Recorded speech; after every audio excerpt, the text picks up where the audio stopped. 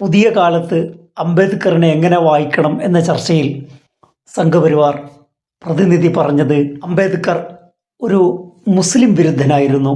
അംബേദ്കർ ഇസ്ലാമിനെതിരെ നടത്തിയ വിമർശനങ്ങളുടെ പശ്ചാത്തലത്തിൽ കൂടി അദ്ദേഹത്തെ വായിക്കണം എന്നാണ് സംഘപരിവാർ പ്രതിനിധി പറയുന്നത്.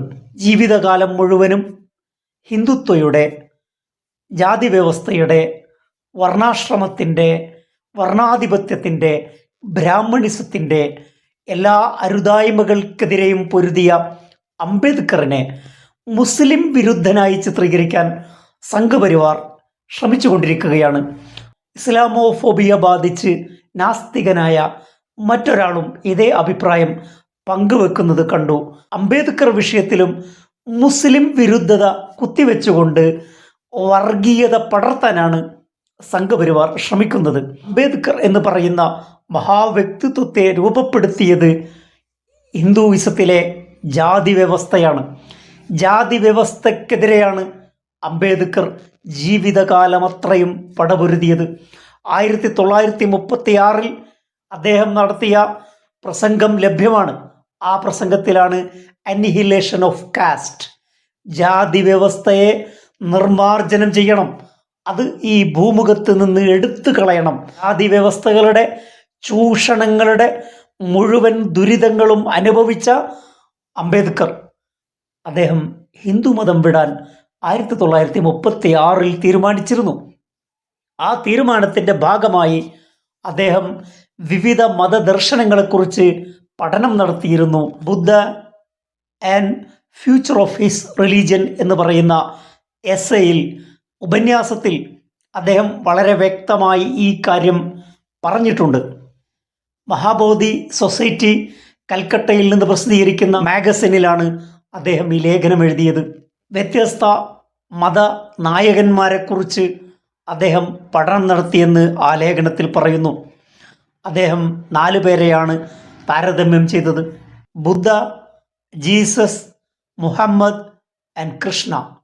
4 മത നേതാക്കളെയും ഞാൻ താരതമ്യം ചെയ്തു എന്ന് അദ്ദേഹം ലേഖനത്തിൽ പറയുന്നു. അദ്ദേഹത്തിൻ്റെ വിമർശനം ജീസസ് ക്രൈസ്റ്റിനെതിരെയാണ്. അദ്ദേഹം പറയുന്നത്, ഞാൻ ജീസസ് ക്രൈസ്റ്റിൻ്റെ ആശയങ്ങൾ പഠിച്ചു, അതിൽ പറയുന്നത് ദൈവരാജ്യത്തെക്കുറിച്ചാണ്.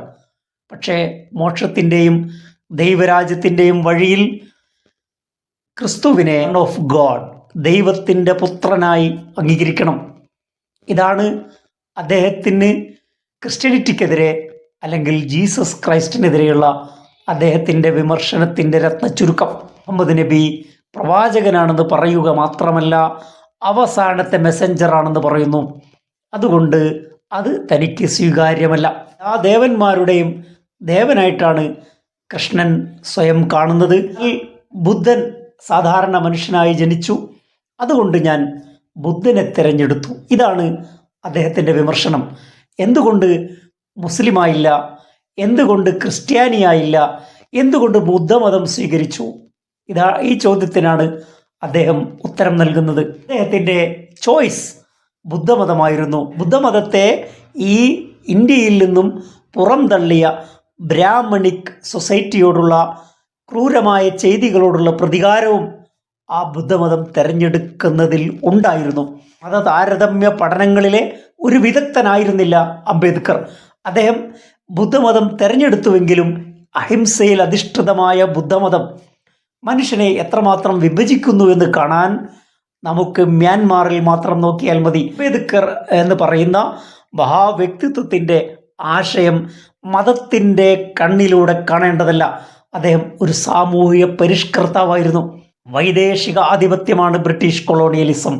എന്നാൽ സ്വദേശികളുടെ ആധിപത്യവും അധീശത്വവും നിലനിൽക്കുന്ന സനാതന ധർമ്മത്തിൽ അധിഷ്ഠിതമായ ഇന്ത്യയിൽ ജീവിക്കുന്നതിനേക്കാൾ ഭേദം വൈദേശിക ആധിപത്യത്തിന് കീഴിൽ ജീവിക്കുന്നതാണെന്ന കടുത്ത വിമർശനം ഉന്നയിച്ച ആളാണ് അംബേദ്കർ. അദ്ദേഹത്തിൻ്റെ വിഷയം സോഷ്യൽ ജസ്റ്റിസ് ആയിരുന്നു, സാമൂഹ്യ നീതിയായിരുന്നു. അദ്ദേഹത്തിൻ്റെ പ്രധാന വിഷയം ഹ്യൂമൻ ഡിഗ്നിറ്റി ആയിരുന്നു. മനുഷ്യൻ്റെ അന്തസ്സിനെ അംഗീകരിക്കാത്ത ഹിന്ദുമത ധർമ്മങ്ങളോട് അദ്ദേഹം എന്നും കലഹിച്ചിരുന്നു. ഹിന്ദുത്വ ഭൂരിപക്ഷത്തിൻ്റെ ഭരണം ഇന്ത്യയിൽ സംഭവിച്ചാൽ ഇന്ത്യയുടെ അന്ത്യമായിരിക്കുമെന്ന് പറഞ്ഞ ആളാണ് അംബേദ്കർ. സംഘപരിവാറിൻ്റെ കൊഴിലൂത്തുകാരായ പണിക്കറും നാസ്തിക ദൈവവും പറയുന്നത് തെറ്റായ കാര്യമാണ്. അദ്ദേഹം മുസ്ലിം വിരുദ്ധനായിരുന്നില്ല. ഇസ്ലാമിൻ്റെ സാഹോദര്യത്തെപ്പറ്റി, സോളിഡാരിറ്റിയെപ്പറ്റി നിരവധി സ്ഥലങ്ങളിൽ അദ്ദേഹം വലിയ രീതിയിൽ പ്രശംസിക്കുകയും ചെയ്തിട്ടുണ്ട്. Religious tie of Islam is the strongest known to humanity. No social confederacy can climb to revival the Islamic Brotherhood in point of solidarity.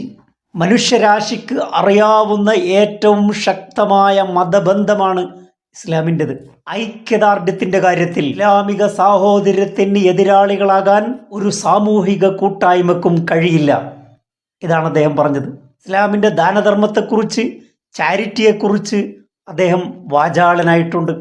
China മുതൽ മൊറോക്കോ വരെയും മുതൽ സിംഗപ്പൂർ വരെയും എല്ലായിടത്തും സഹവിശ്വാസികളോടുള്ള ദാനധർമ്മത്തെയും സൽസ്വഭാവത്തെയും ഇത് സൂചിപ്പിക്കുന്നു.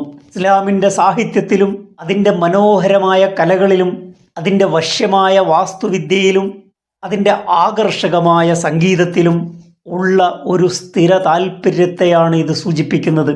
ഇത്രയും നല്ല രീതിയിൽ ഇസ്ലാമിനെ വർണ്ണിക്കാൻ, അതിൻ്റെ ദാനധർമ്മത്തെക്കുറിച്ച്, സോളിഡാരിറ്റിയെക്കുറിച്ച് ഒക്കെ അദ്ദേഹം വാചാളനാകുന്നുണ്ട്. അദ്ദേഹം ഒരു മുസ്ലിം അനുകൂലിയോ ഇസ്ലാമിക വിരുദ്ധനോ അല്ല. അദ്ദേഹത്തിൻ്റെ കാഴ്ചപ്പാടുകൾ വളരെ വ്യക്തമാണ്. അദ്ദേഹം ഗാന്ധിജിയുമായി കലഹിച്ചിരുന്നു. അദ്ദേഹം ക്രിസ്ത്യാനിറ്റിക്കെതിരെയോ ഇസ്ലാമിനെതിരെയുള്ള പോരാട്ടമല്ല നടത്തിയത്. അദ്ദേഹത്തിൻ്റെ ജീവിത ദൗത്യം, അദ്ദേഹത്തിൻ്റെ മിഷൻ സംഘപരിവാർ മുന്നോട്ട് വെക്കുന്ന ആശയങ്ങൾക്കെതിരാണ്. മറ്റൊരു വിഷയവുമായി അടുത്ത എപ്പിസോഡിൽ. Thank you for watching.